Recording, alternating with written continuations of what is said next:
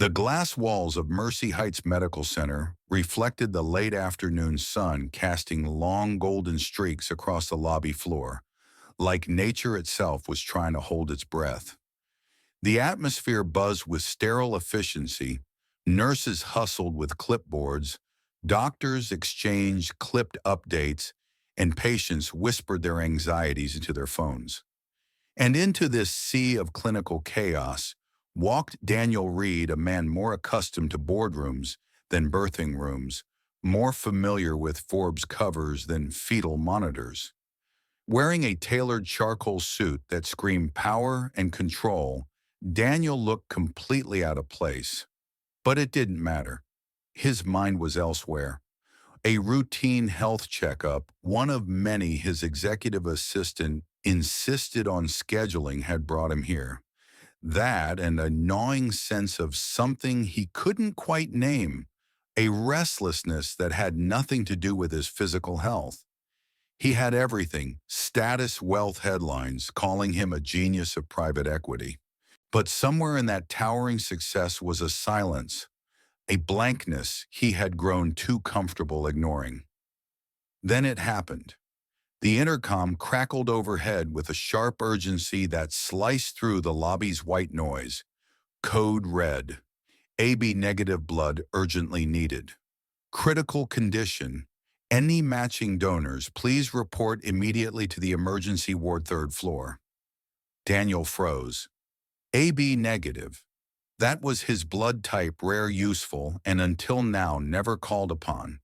He had often joked in interviews that his only flaw was being too rare to save. And now for the first time that rarity wasn't just trivia, it was a lifeline. He didn't think.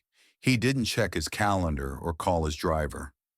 Something stronger than logic, maybe guilt, maybe fate, pulled him toward that elevator.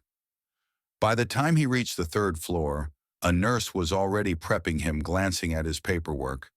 Then everything shifted. "We need you in the delivery room directly," she said, urgency lacing her voice. "The mother's hemorrhaging. You're her only match." Still, Daniel didn't hesitate. He rolled up his sleeve. But as the delivery room doors flung open, the sterile chaos inside shattered his composure. There, writhing in pain on the blood-soaked bed, was Amara Cole, the same woman he had loved and left 9 months ago, the same woman whose voice used to calm him in the dead of night, whose laughter once made him think he could be someone better. And now she was gasping for air, surrounded by doctors shouting, monitors beeping, and a newborn baby barely breathing on a warming table. Her eyes met his. Fury burned through the agony. "Get out!" she screamed. "Get the hell out of here!" This was not a scene pulled from some over-dramatized soap opera. It was raw, unfiltered truth. It's what happens when emotional neglect meets physical emergency. It's what happens when men like Daniel, men who run from what they don't understand, are suddenly forced to face the wreckage they left behind. And here's the thing, Daniel wasn't a villain in the traditional sense. He didn't cheat. He didn't betray her with lies or manipulation. He simply vanished, disappeared when she needed him most.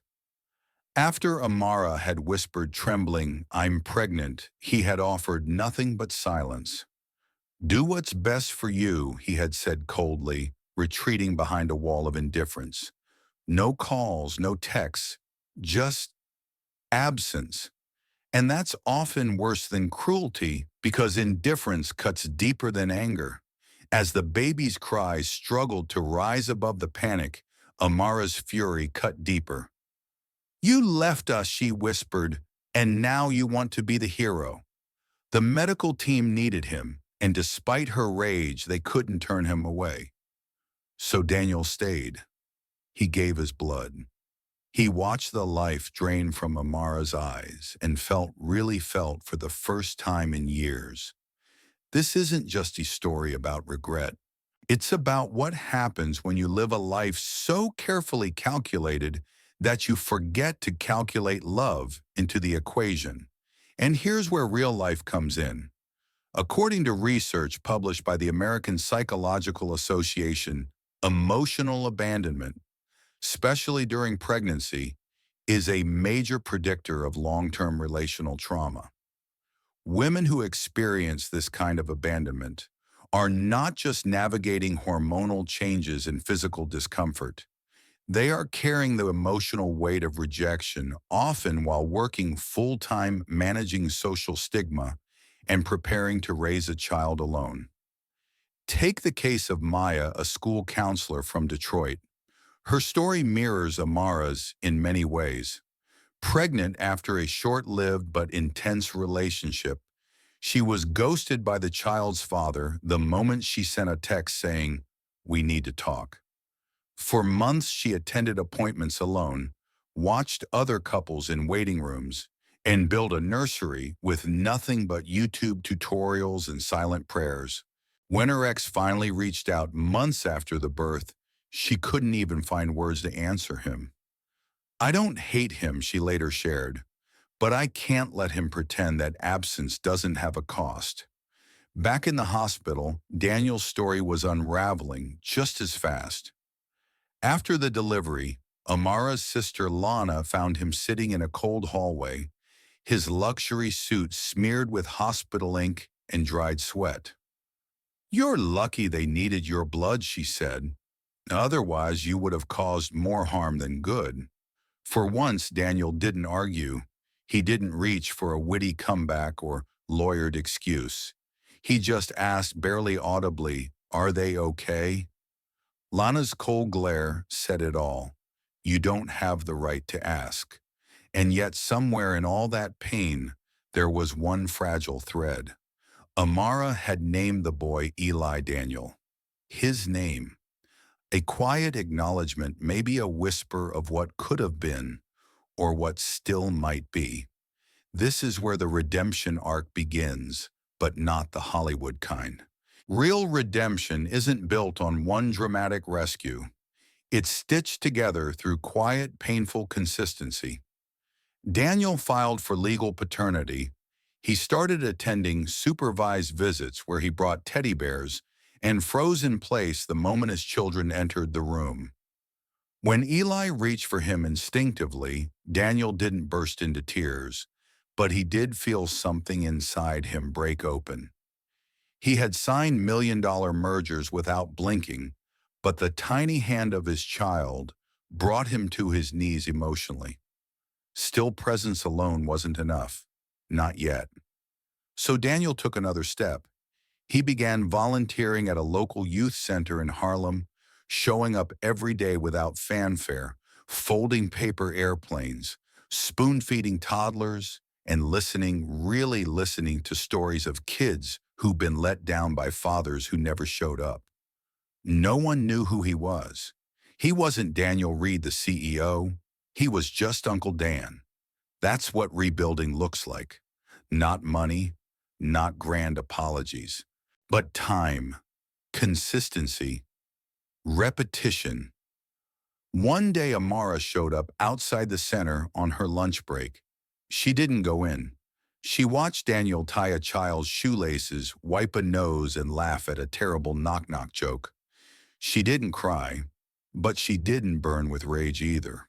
Her heart, though guarded, softened. That's how real healing starts, not with a bang, but with a whisper. Subscribe our channel for more powerful stories about love, self-growth, and human connection, and turn on the bell so you don't miss the next emotional journey. Time passed, slowly at first, like trying to thaw something frozen for far too long. Amara and the twins moved into temporary housing after the fire that gutted her Brooklyn apartment. It wasn't just a home that burned that night. It was the fragile shell of independence she'd worked so hard to protect. Daniel didn't force himself into their lives, but he showed up every single day, not with declarations of love or bouquets of regret, but with practical things: diapers, warm porridge. He clumsily made himself a humidifier, when Eli developed a cough. He didn't try to fix everything, he just stayed. And here's something worth pausing on. Staying is a radical act in a world where leaving has become so easy. It's easy to ghost, to avoid, to hide behind, "I'm not ready." But staying consistently, vulnerably, quietly is the work of someone trying to become better, not for applause, but for redemption. One evening, as Daniel stood in the hallway with a warm mug in his hand and hesitation in his eyes, Amara finally looked at him, not with resentment, but with exhaustion. She didn't say, "I forgive you." She simply said, "You can stay a bit longer if you want." Those 7 words were not a green light for love. They were a test, and Daniel understood that. Weeks passed. The court lifted the supervision order for Daniel's visits. It wasn't a reward. It was a cautious acknowledgement that the man who once vanished was now someone who showed up. Still, Daniel didn't celebrate. Instead, he began to do something extraordinary. He lived like a father. Not a man trying to earn fatherhood, but a man living it. He played with Eli on the floor, read picture books till Leona even fell asleep once, with a stuffed bunny tucked under his arm. There were no declarations of "I'm back." There was just presence. Too often in stories like these, fictional or real, we expect transformation to arrive like thunder. But in real life, change is silent. You miss it unless you're looking. That's what Amara saw one afternoon in the park when Daniel lifted Leona after she tripped and scraped her knee. He didn't panic. He didn't scold. He just cradled her and whispered, "You're okay. Daddy's here." Amara sat nearby, unsure of what to feel. She didn't want to fall for the version of Daniel she once knew. But this new Daniel, this humble, steady version, was someone she didn't recognize and couldn't ignore. They began having conversations, not about romance or reconciliation, but about parenting, about flu shots and nap schedules, about whether Leona preferred applesauce to mashed carrots. The foundation wasn't love, it was responsibility, and maybe respect. Real-life psychologist and parenting expert Dr. Nedra Tawwab once said rebuilding trust is less about promises and more about patterns. Daniel was finally creating new patterns. Still, temptation came knocking. 3 months into this new rhythm, Daniel received a career-defining offer, senior executive for the firm's Asia expansion based in Singapore. This wasn't just a job, it was prestige, legacy, power. The kind of opportunity that his old self would have snatched up without blinking. But now things were different. When he told Amara about it carefully, cautiously, her response was not rage, but reality. "You lost them once," she said. "Don't say you want to be a father and then disappear again." It wasn't a guilt trip, it was a boundary, and Daniel heard it. That night, he sat with Leona asleep against his shoulder and Eli stacking blocks nearby. The city's lights sparkled through the windows like a distant past he no longer wanted. In that quiet moment, he realized something. Success without connection was a hollow victory. He declined the Singapore offer with a simple sentence: "Family matters more." He didn't broadcast that decision. He didn't post about it on social media. He didn't even tell Amara right away. He just stayed. And staying not out of obligation, but out of choice, is what ultimately changed everything. Amara started letting her walls down. She joined the kids at the park instead of watching from afar. She laughed when Daniel made Leona a pancake shaped like a dinosaur. She even started texting him articles about parenting. They were becoming something new, not a couple, not yet, but something with roots. Here's where we bring it back to real life.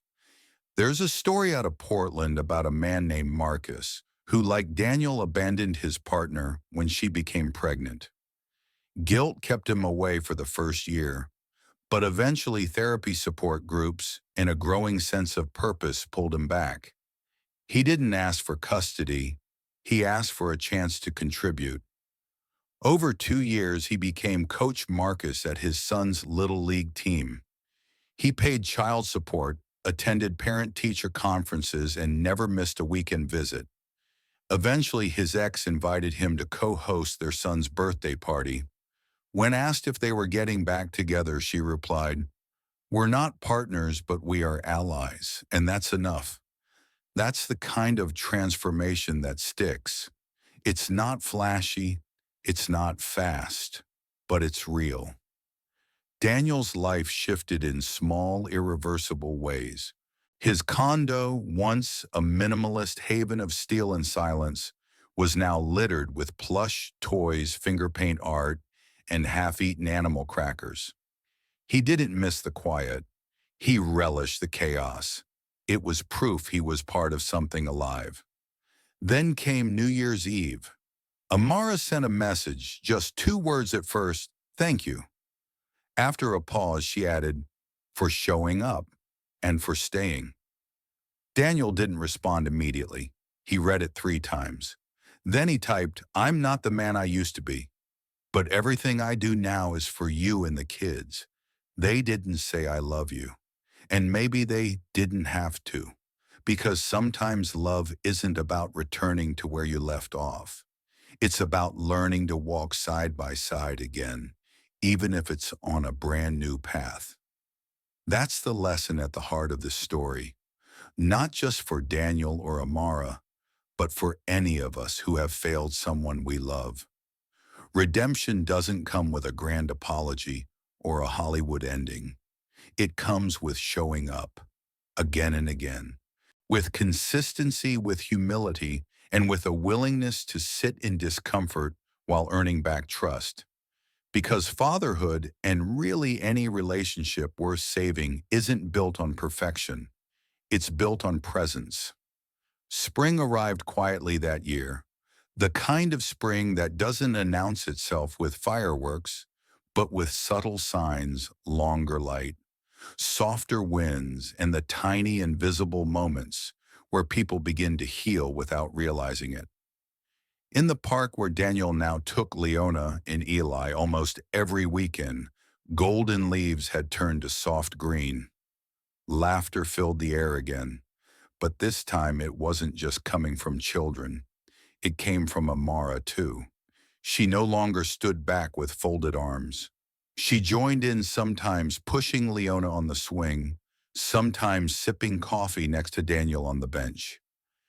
The tension that once filled every shared space between them had dissolved into something quieter: co-parenting with grace. One afternoon, as they watched Eli stumble and then burst into giggles, Daniel turned to Amara and said something he hadn't rehearsed. "I know I can't undo what I did, and I'm not asking you to forget. I just want you to know I'm not walking away again." Amara didn't respond right away, but she didn't flinch either. She nodded slowly, as if absorbing the weight of his words. "I know," she whispered. "It wasn't a promise. It was a recognition. A bridge maybe not yet walked across, but at least built."